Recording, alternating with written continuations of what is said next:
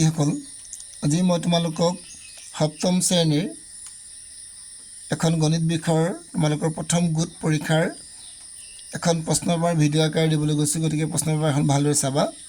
ইয়াৰ সকলোবিলাক প্ৰশ্নৰ উত্তৰ মই তোমালোকক কৰাইও দিছোঁ। গতিকে তোমালোকে উত্তৰবিলাক ইয়াত চাই যাব পাৰিবা। তোমালোকৰ প্ৰথমতে দিয়া আছে 1 নম্বৰ প্ৰশ্ন, সমূহ উত্তৰ দিয়া। তোমালোকৰ 1 নম্বৰকৈ তোমালোকৰ প্ৰতিটো প্ৰশ্নৰ উত্তৰ দিয়া আছে। গতিকে তোমালোকে লিখিবা। এবাৰ তোমালোকৰ দিয়া আছে 1 নম্বৰটো, -23 লগত কি যোগ কৰিলে 0 হ'ব। -23 লগত কি যোগ কৰিলে 0 হ'ব। গতিকে তোমালোকে লিখিবা +23 যোগ কৰিলে 0 পোৱা যাব। গতিকে তোমালোকে +23 বুলি লিখিব পাৰিবা। ইয়াৰ পিছত এযোৰ অখণ্ড সংখ্যা লিখা যাৰ যোগফল -3 হয়। গতিকে তোমালোকে লিখিবা, মই এযোৰ লিখি দিছোঁ তোমালোকক, +5 আৰু -8। যদি +5 আৰু -8 যোগ কৰা যায় তেতিয়া তোমালোকে -3 পাবা। বা তোমালোকে ইয়াত +4 -7 যোগ কৰিলে তোমালোকে কি পাবা, -3 পাবা। গতিকে তোমালোকে এইদৰে লিখিব পাৰিবা। ইয়াৰ পিছত নেক্সট আমি 3 নম্বৰলৈ যাওঁ। এতিয়া 17/8 প্ৰতিক্ৰম নিৰ্ণয় কৰা। গতিকে প্ৰতিক্ৰম উলিয়াবলৈ হ'লে সদায় সংখ্যাটোৰ ওলোটাটো লিখিব লাগে। গতিকে আমি লিখিম 17/8 প্ৰতিক্ৰম, মানে 8টো তলত দিবা আৰু 17টো ওপৰত দিবা, হ'ল তোমালোকে 8/17 লিখিবা। ইয়াৰ পিছত নেক্সট তোমালোকে চাব পাৰিবা 5 পইচাক টকাত প্ৰকাশ কৰা। গতিকে আমি 5 পইচাক যদি টকাত প্ৰকাশ কৰিব লগা হয় আমি 100ৰে ইয়াক হৰণ কৰিব লাগিব। 100ৰে হৰণ কৰিলে আমি পাম 0.05। গতিকে আমি ইয়াত লিখিম উত্তৰটোত 0.05 টকা বুলি লিখিম, কাৰণ টকাত প্ৰকাশ কৰিবলৈ কৈছে। ইয়াৰ পিছত তোমালোকক দিছে অখণ্ড সংখ্যাৰ যোগাত্মক অভেদটো কি। তোমালোকে লিখিবা অখণ্ড সংখ্যাৰ যোগাত্মক অভেদটো হৈছে তোমালোকৰ 0। বা তোমালোকৰ যদি কেতিয়াবা এনেকৈ আহে যে অখণ্ড সংখ্যাৰ গুণাত্মক অভেদটো কি, তেতিয়া তোমালোকে লিখিবা 1। ইয়াৰ পিছত নেক্সট তোমালোকে খালী ঠাই 2 নম্বৰ -15 আৰু ইয়াত দিছে +-4 দি আছে। গতিকে তোমালোকে ইয়াত -4 দিয়া আছে আৰু প্লাছ দিয়া আছে, তেতিয়া তোমালোকে গম পাবা যে ইয়াত মই কি দিব লাগিব, -15 দিব লাগিব। ইয়াৰ পিছত তোমালোকৰ 600টোক হৰণ কৰিবলৈ কৈছে কিহে, 25ৰে। যদি 25ৰে আমি 600ক হৰণ কৰোঁ তেতিয়া আমি কিমান পাম, 24 বাৰ পাম। তোমালোকে হৰণ কৰি চাব পাৰা। 600ক যদি আমি কিহে হৰণ কৰোঁ, 25ৰে হৰণ কৰোঁ, তেতিয়া আমি কি পাম, 24 পাম। মই তোমালোকে এবাৰ হৰণ কৰি দেখুৱাইও দিছোঁ ভালদৰে, তোমালোকে চাই ল'ব পাৰিবা। যদি মই 600টোক হৰণ কৰোঁ কিহেৰে, 25ৰে, কেইবাৰ দিম, 25ৰে হৰণ কৰোঁতে আমি 2 বাৰ দিম, 2 × 25 50 হৈ গ'ল। বাকী থাকিলে 0 1, এফালে 0, মানে আমি দিম 4 × 25 100। গতিকে আমি উত্তৰ গম পালোঁ কিমান হ'ব, 24 হ'ব। গতিকে তোমালোকে লিখি ল'বা 24। ইয়াৰ পিছত নেক্সট তোমালোকৰ কি আছে এতিয়া চাওঁ আহা। ইয়াৰ পিছৰ প্ৰশ্নটো তোমালোকক দিছে 100 কিলোগ্ৰাম, মানে 100 কিলোগ্ৰাম সমান তোমালোকে কিমান লিখিবা, কুইণ্টেল। মানে 100 কিলোগ্ৰামত আমি জানো 1 কুইণ্টেল থাকে। গতিকে আমি 1 কুইণ্টেল বুলি লিখিম মানে ইয়াৰ উত্তৰটো। এতিয়া দিছে গাণিতিক গড় বা মধ্যমান কিদৰে উলিয়াব পৰা যায়। ওপৰত দিয়া আছে তোমালোকৰ মুঠ ৰাশিৰ সমষ্টি, আৰু তলত তোমালোকৰ খালী ঠাই দিয়া আছে, তোমালোকে লিখিবা মুঠ ৰাশিৰ সংখ্যা। এইদৰে তোমালোকে কৰিব পাৰিবা। ইয়াৰ পিছত তোমালোকে 3 নম্বৰ প্ৰশ্নটোলৈ মন কৰিবা, সত্য নে অসত্য কোৱা। তোমালোকৰ সত্য নে অসত্য ক'ব লাগে। ধনাত্মক অখণ্ড সংখ্যাবোৰক স্বাভাৱিক সংখ্যা বুলি কোৱা হয়। মনত ৰাখিবা, ধনাত্মক অখণ্ড সংখ্যাবোৰক আমি স্বাভাৱিক সংখ্যা বুলি ক'ব পাৰোঁ। গতিকে আমি কি লিখিম, এইটো শুদ্ধ, এইটো তোমালোকৰ শুদ্ধ হ'ব। ইয়াৰ পিছত আমাৰ দিছে আটাইবোৰ অখণ্ড সংখ্যাই পূৰ্ণ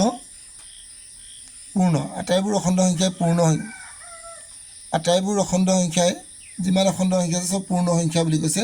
আমি এইটো কি লিখিম, অশুদ্ধ লিখিম, কাৰণ সকলোবিলাক অখণ্ড সংখ্যা পূৰ্ণ সংখ্যা হ'ব নোৱাৰে। ইয়াৰ পিছত আমি চাওঁ 0 আৰু 670ৰ ভিতৰত -600 মানে বিয়োগ 670ৰ ভিতৰত -670 সংখ্যাটো ডাঙৰ। গতিকে মনত ৰাখিবা 0 আৰু ইয়াৰ ভিতৰত আমি 0টোৱে ডাঙৰ বুলি লিখিম, কাৰণ আমাৰ 670টো আমাৰ যিহেতু মাইনাছ আছে, মাইনাছ যিমানেই ডাঙৰ হৈ যায় সিমানেই সৰু হৈ যায়, এইটো শুদ্ধ। আকৌ দিছে তোমালোক -25 -4 × 0 0ৰ লগত যিকোনো সংখ্যা পূৰণ কৰিলে 0 ওলাব লাগে ইয়াত ওলাইছে তোমালোকৰ 1000 গতিকে এইটো কি হ'ব তোমালোকৰ অশুদ্ধ হ'ব ইয়াৰ পিছত নেক্সট তোমালোকক দিছে সংখ্যা ৰেখাডাল শূন্যৰ দুয়োফালে অসীমলৈ বিস্তাৰিত হৈ থাকে গতিকে তোমালোকে এইটো লিখিবা শুদ্ধ কাৰণ সংখ্যা ৰেখাডাল আমাৰ দুয়োফালে শূন্যৰ দুয়োফালে এফালে গৈ থাকে এফালে গৈ থাকে গতিকে দুয়োফালে গৈ থাকে আমি এইটো শুদ্ধ বুলি লিখিম ইয়াৰ পিছত নেক্সট প্ৰশ্নটোলৈ আমি এতিয়া আগবাঢ়ি যাওঁ এতিয়া আমি চাওঁ 13 আৰু -13ৰ মাজত আটাইতকৈ ডাঙৰ আৰু আটাইতকৈ সৰু সংখ্যা দুটা লিখা তোমালোকে লিখিবা আটাইতকৈ ডাঙৰ সংখ্যাটো হৈছে 12 আৰু আটাইতকৈ সৰু সংখ্যাটো হৈছে কি দিম বিয়োগ 12 মানে বিয়োগ 12টো আটাইতকৈ সৰু সংখ্যা হ'ব আৰু আমাৰ 12টো হৈছে আটাইতকৈ ডাঙৰ সংখ্যা হ'ব ইয়াৰ পিছত চাম আমি আকৌ তলত দিয়া অখণ্ড সংখ্যাবোৰ সংখ্যা ৰেখাত বহুৱা গতিকে তোমালোকে এটা সংখ্যা ৰেখা বনাই ল'বা সংখ্যা ৰেখা মই বনাই লৈছোঁ ইয়াত 0 লিখিছোঁ এফালে মই 1 2 3 4 5 6 7 8 9 10 11 12 13 লৈকে লিখিলোঁ আৰু এফালে তোমালোকৰ লিখিলোঁ 1 2 3 4 লৈকে গতিকে তোমালোকৰ সংখ্যাবিলাক প্ৰথমে কি হ'ব কৈছে -6 আমি ইয়াত গোল কৰি দিছোঁ -6 4 আমি ইয়াত গোল কৰি দিছোঁ ৰাউণ্ড কৰি দিছোঁ 11টো আমি দেখুৱাই দিছোঁ গোল কৰি আৰু শূন্যটো হৈছে আমাৰ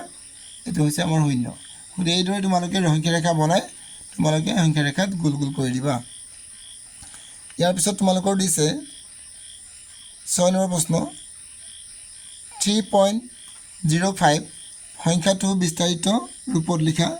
যদি আমি বিস্তাৰিত ৰূপত লিখিবলৈ যাওঁ তেতিয়া আমি লিখিম 3 পূৰণ 1 মানে এইটো এককৰ ঘৰ হয় গতিকে আমি 3 পূৰণ 1 লিখিম এইটো দশমাংশ এইটো শতাংশ গতিকে আমি 5 পূৰণ 1/1 ইয়াত যোগ চিন দিম 5 পূৰণ 1/1 1 লিখিম ইয়াৰ পিছত নেক্সট তোমালোকে চাবা 7 নম্বৰ প্ৰশ্ন দশমিক ব্যৱহাৰ কৰি কিলোগ্ৰামত প্ৰকাশ কৰা দশমিক ব্যৱহাৰ কৰি কিলোগ্ৰামত প্ৰকাশ কৰিব কৈছে গতিকে 2 কিলোগ্ৰাম 5 গ্ৰাম 2 কিলোগ্ৰাম আমি লিখিলোঁ আৰু 5 গ্ৰামো লিখিলোঁ এইবাৰ আমি 2 কিলোগ্ৰাম লিখাৰ পিছত 0.005 কিলোগ্ৰাম লিখিলোঁ কাৰণ ইয়াক আমি 1000 হৰণ কৰি দেখালোঁ ইয়াক 1000 হৰণ কৰিলে আমাৰ কিমান হ'ব 0.005 কিলোগ্ৰাম যোগ কৰিলে তোমালোকৰ হ'ব 2.005 কিলোগ্ৰাম উত্তৰ তোমালোকে লিখিব পাৰিবা ইয়াৰ পিছত নেক্সট আমাৰ কি আছে চাওঁ এতিয়া ইয়াৰ পিছত আমি চাম 8 নম্বৰ প্ৰশ্নটো যিকোনো দুটা অখণ্ড সংখ্যাৰ পূৰণফল -33 তাৰে এটা সংখ্যা যদি তোমালোকৰ 11 হ'লে আনটো সংখ্যা কিমান গতিকে তোমালোকে এইদৰে যদি প্ৰশ্ন দিয়ে তোমালোকে এইদৰে লিখিবা ধৰা হ'ল আনটো সংখ্যা আমি x লিখিলোঁ এইবাৰ আমি কি কৰিম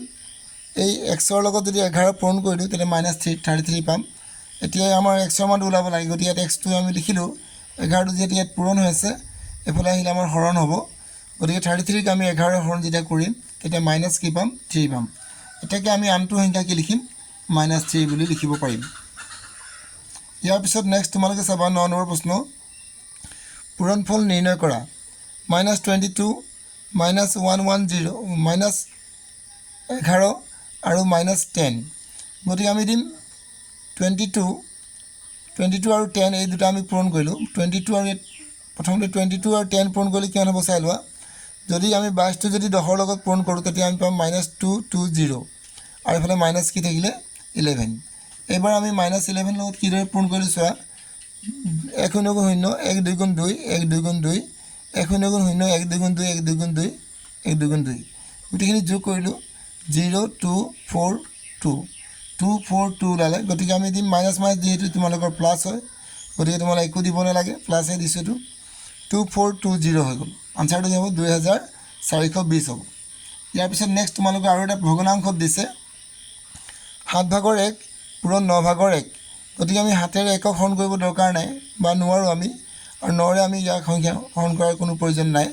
গতিকে আমি কি কৰিম তলত 7 9 গুণ 63 আৰু ওপৰত 1 1 গুণ 1 বুলি লিখি থ'ম মানে উত্তৰটো তোমালোকে লিখিবা 63/1 লিখিবা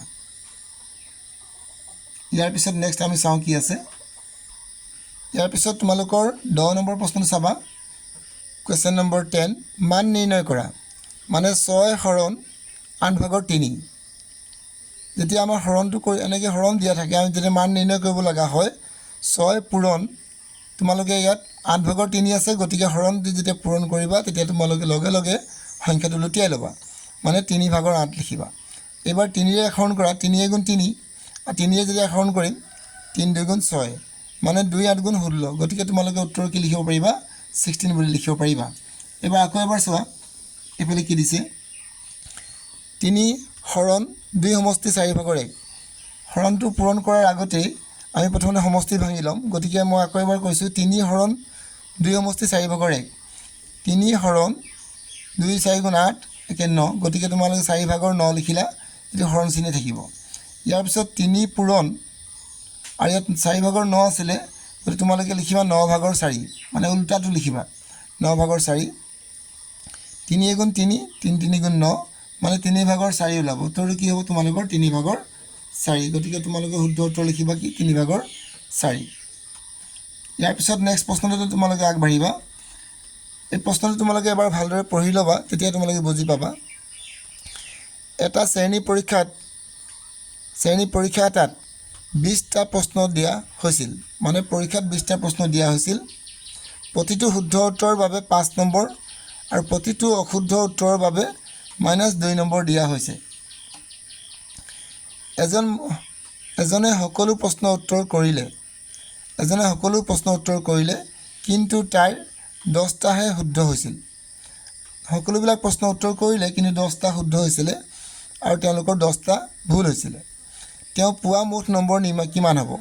তোমালোকে এইদৰে লিখি ল'বা সমাধান শুদ্ধকৈ কৰা প্ৰশ্নৰ সংখ্যা হৈছে 10টা আৰু অশুদ্ধকৈ কৰা প্ৰশ্নৰ সংখ্যা তোমালোকে উলিয়াই ল'বা যেহেতু 20টা প্ৰশ্ন আছিলে গতিকে তোমালোকে শুদ্ধকৈ যদি 10টা কৰিছে তেতিয়াহ'লে 10টা ভুলকৈ কৰিছে এইদৰে আমি উলিয়াই ল'লোঁ এবাৰ লিখি আমি শুদ্ধকৈ কৰাৰ বাবে নম্বৰ পাই 10 পূৰণ 5 মানে 50 নম্বৰ আৰু অশুদ্ধকৈ কৰাৰ বাবেও নম্বৰ পায় কিন্তু সেই নম্বৰটো তোমালোকৰ মাইনাছ হয় গতিকে 10 পূৰণ -2 -20 মানে অশুদ্ধকৈ কৰাৰ কাৰণে তেওঁলোকৰ 20 নম্বৰ কমি যায় এতিয়া মুঠ নম্বৰ তোমালোকৰ কিমান হ'ব 50 যোগ -20 যদি 50টো যদি -20 লগত যোগ কৰোঁ তেতিয়া আমি পাম উত্তৰ কিমান -30 নম্বৰ গতিকে আমি গম পালোঁ যে মুঠ নম্বৰ তেখেতে কিমান পাইছিলে 30 নম্বৰ পাইছিলে কাৰণ তেওঁৰ 10টা প্ৰশ্ন ভুল হৈছিল আৰু ভুলৰ কাৰণে তেওঁৰ নম্বৰবিলাক কটা হৈছিল এইবাৰ তোমালোকে নেক্সট প্ৰশ্নটো চাবা এবাৰ তোমালোকে 12 নম্বৰ প্ৰশ্নটোলৈ মন কৰিবা এজন মানুহৰ হাতত 200 টকা আছিল এজন মানুহৰ হাতত 200 টকা পইচা আছিলে তাৰে 1/5 তেওঁৰ বাছৰ ভাড়া দিছে বাছৰ ভাড়া হিচাপে দিলে তেওঁ তাৰে 5 ভাগৰ 1 অংশ পঞ্চমাংশ মানে কি 5 ভাগৰ 1 অংশ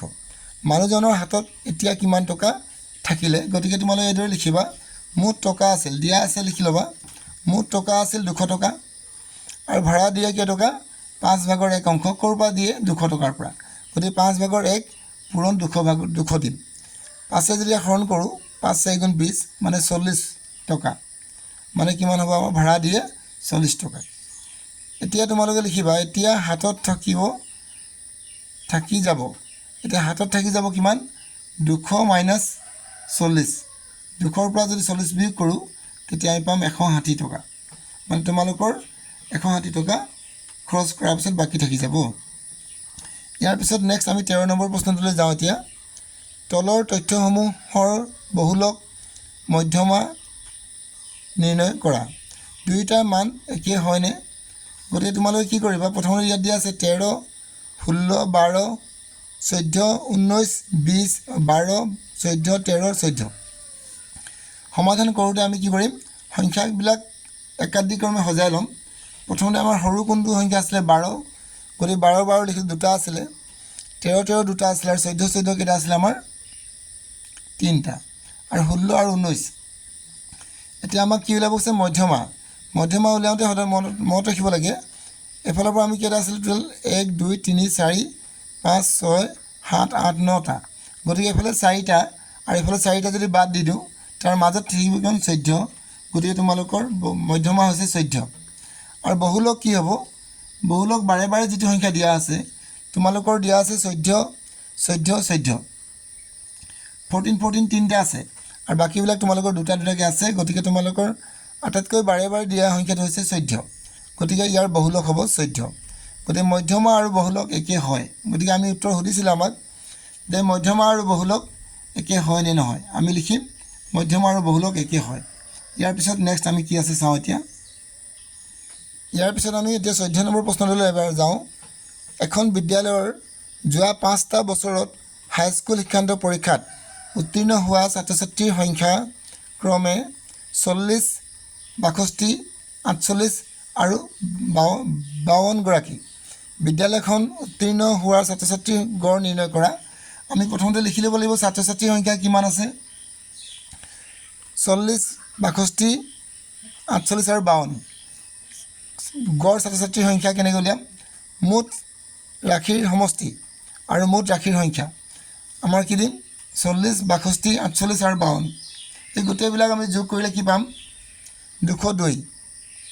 আৰু সংখ্যা আছিলে আমাৰ 4টা 4 আমি হৰণ কৰিম 4 হৰণ কৰিলে আমি পাম ইয়াত হৰণ কৰি দেখুৱাই দিছোঁ তোমালোকে ভালদৰে চাই ল'বা হৰণ কৰি দেখুৱাই দিছোঁ গতিকে তোমালোকে 4 যেতিয়া আমি 20 হৰণ কৰিলোঁ কেইবাৰ দিলোঁ আমি 4 5 গুণ 20 আৰু 2 থাকিলে 0 দিলোঁ আৰু 5 মানে 4 5 গুণ 20 ইয়াত হ'ব তোমালোকৰ 20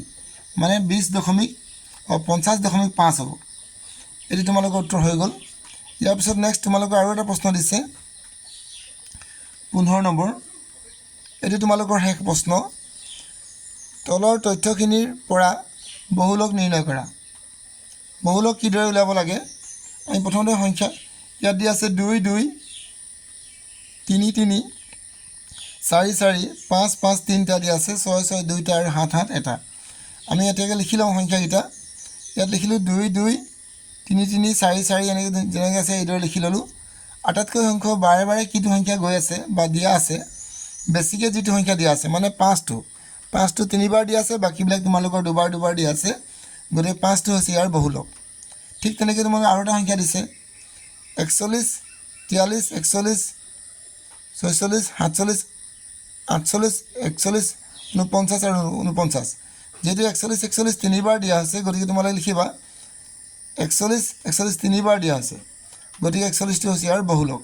গতিকে তোমালোকে ইয়াৰ বহুলক লিখিবা 41